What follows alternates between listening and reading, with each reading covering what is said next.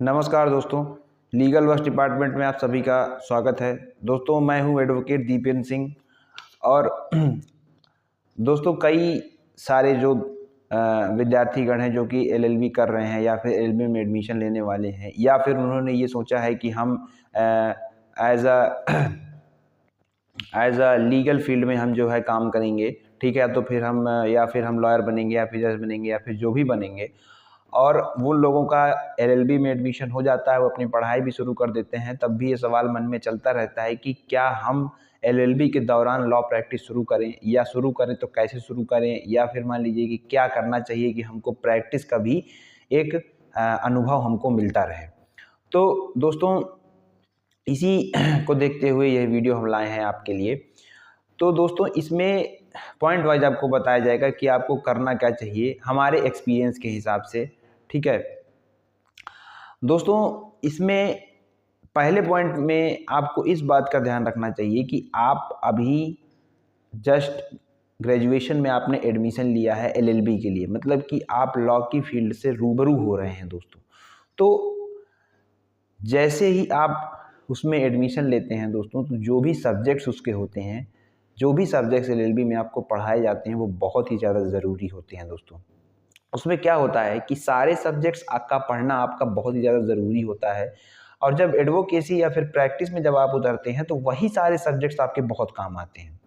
तो ऐसे अगर आप ऐसे सोचते हैं कि ऐसे में प्रैक्टिस कर लूँगा, पढ़ना नहीं पड़ेगा, या फिर कहीं बाहर से कर लेता हूँ, नहीं पढ़ना पड़ेगा, काम हो जाएगा मेरा। लेकिन दोस्तों, ऐसा नहीं है। आप अनस्किल्ड लेबर रहेंगे इसके कारण, क्योंकि आपने पढ़ाई नहीं है उसके लिए, ठीक है।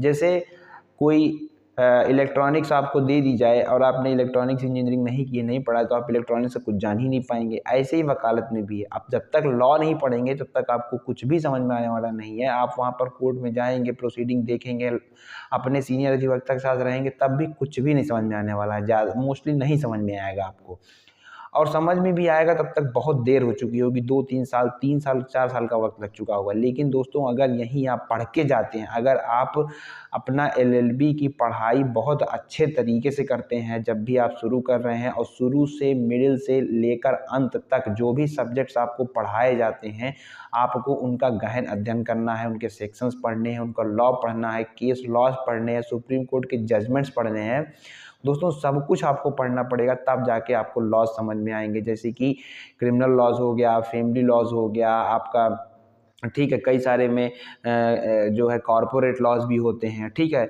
और सिविल लॉज होते हैं, तो उसमें प्रॉपर्टी लॉज होते हैं। सारे के सारे लॉज आपको सही से पढ़ने चाहिए दोस्तों। सही से मैं कह रहा हूँ कि इसका मतलब ये भी नहीं कि एक्स्ट्रा लेवल की नॉलेज हो आपके पास, लेकिन फिर भी एक नॉर्मल नॉलेज हो कि प्रॉपर्टी कैसे ट्रांसफ़र होती है, फ्रॉड क्या होता है, ठीक है, मर्डर क्या होता है, या फिर मान लीजिए कि जो भी थोड़े थोड़े बहुत ऐसे सब्जेक्ट्स हैं जो कि समाज में ऐसे चल रहे होते हैं, उनको आपको पता होना चाहिए। लीगल अपडेट्स भी आपको पता रहनी चाहिए।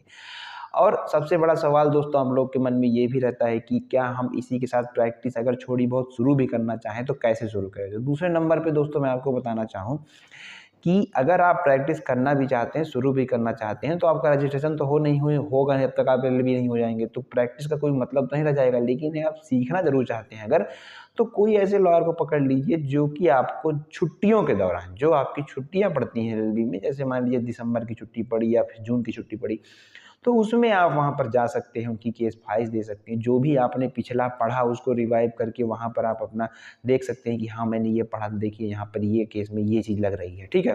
तो वो चीज़ आप देख सकते हैं वहाँ पर आप ज़्यादा ये तो नहीं देख सकते कि प्रोसीडिंग बहुत ज़्यादा कैसे चल रही हैं, जो माइन्यूटनेस इन्वॉल्व है केस में कैसे हो रही हैं, वो तो आपके समझ में ज़्यादा आएगा नहीं।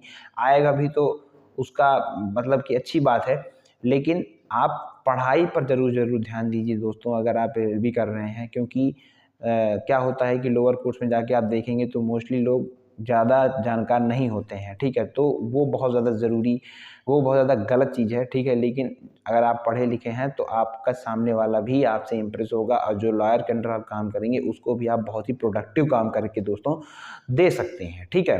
तो लॉ की प्रैक्टिस आप जो है बीच बीच में करते रहें, लेकिन उस पर इतना ज़्यादा ध्यान ना दें। ध्यान दें अपनी पढ़ाई पर, अपने जो है वैल्यूज़ अपने अंदर, लॉ की वैल्यूज़ इम्बाइब करने में कि मुझे ये चीज़ आती है, लॉ के कॉन्सेप्ट्स इम्बाइब करने में आप जो है अपने अंदर ध्यान दें दोस्तों। तीसरा पॉइंट है दोस्तों कि अगर अब आपका एलएलबी हो जाए, ठीक है, जैसे ही आपका एलएलबी कंप्लीट हो जाए, तैसे ही आपने अच्छे से पढ़ा हुआ है, अब आप एक अच्छे अधिवक्ता को ज्वाइन कीजिए। आपको ये भी क्लैरिटी है कि मुझे आगे बढ़ना किस फील्ड में है। भाई जैसे जैसे हम मैच्योर होते जाते हैं, जैसे जैसे हम पढ़ते चले जाते हैं, तैसे तैसे हमको ये पता चलने लगता है कि हम किस फील्ड में आगे बढ़ें। मतलब कि लॉ में भी बहुत सारी फील्ड होती है, क्रिमिनल, सिविल, क्लेम्स, ठीक है, ये सारी चीज़ें होती हैं। तो उसमें मैं किस फील्ड में आगे बढ़ूँ, तो उस फील्ड में आगे बढ़ने के लिए आपके अंदर जुनून होगा, जज्बा होगा, तभी आप जो है उसके प्रति इन्फॉर्मेशन गैदर करेंगे और फिर जाके उसमें आउटपुट देंगे अपना। अपना लॉयर आप ज्वाइन करेंगे और उन्हीं के साथ जो है काम करेंगे और फिर प्रोसीजर सीखेंगे। तो इसमें देखिए प्रोसीजर और सब्सटेंस का खेल है दोस्तों लॉ में। तो ज़रूर आप प्रोसीजर और सब्सटेंस अपनी पढ़ाई के दौरान ज़रूर अच्छे से पढ़ लें, कॉन्सेप्ट क्लियर कर लें। उसके बाद फील्ड में आएँ तो प्रोसीजर को देखें, आपको समय लगेगा। मैं इस मामले में वीडियो बना चुका हूँ कि किस लॉयर के अंडर करनी चाहिए, कैसे समझना चाहिए इन सब चीज़ों को। अगर आपने नहीं देखा है तो मेरे चैनल पर जाकर देख सकते हैं उसको, ठीक है।